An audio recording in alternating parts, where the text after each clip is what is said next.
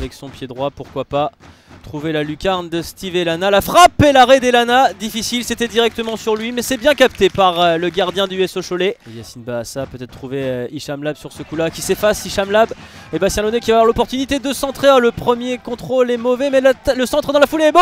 Et la tête qui passe juste à côté pour l'US Avranches. C'était Hicham Lab qui était à l'arrivée de ce ballon.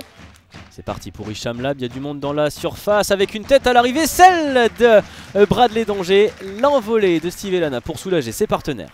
L'US Avranches avec Yacine Bahassa, le centre peut-être, Yacine Bahassa pour trouver un partenaire. Victor Lobry qui rôdait dans la surface, il n'obtiendra pas le ballon. Attention, il faut lui parler là à Bradley Danger parce que Kevin Rocheteau rôde. Attention, Bradley Danger qui va avoir le compte favorable, la frappe de Bradley Danger, le but! L'ouverture du score de l'US Avranches. Il a cru jusqu'au bout, le défenseur central de cette formation avranchinaise, qu'il allait s'en sortir, et à l'arrivée Steve Elana est surpris et un petit peu coupable peut-être aussi sur cette situation. En tout cas, l'US Avranches ouvre le score juste avant la mi-temps.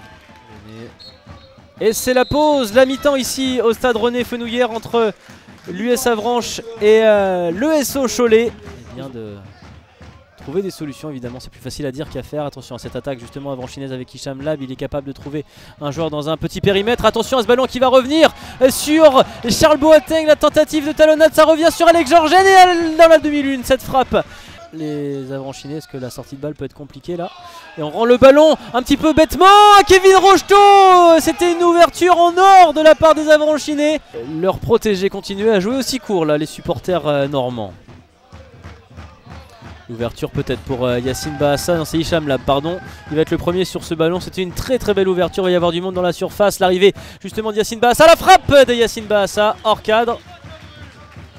C'est Yacine Bahassa, attention à ce corner joué en deux temps par Adrien Pagerie, on a laissé un petit peu trop de latitude et l'égalisation, ils sont pas venus. Oh, il va y avoir finalement une position de hors-jeu indiquée par l'arbitre. Le tout pour le tout. Les joueurs de Cholet, attention à cette superbe parade. J'ai cru qu'il était hors-jeu, mais non, pas du tout.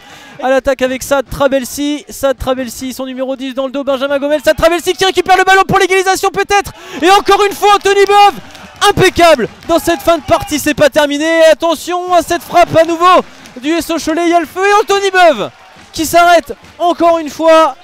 Et c'est terminé ici, victoire de l'US Avranches, 1-0. Si vous vous demandiez quelle était la meilleure formation de ce championnat national à domicile, eh bien vous la connaissez désormais, c'est l'US Avranches Mont-Saint-Michel.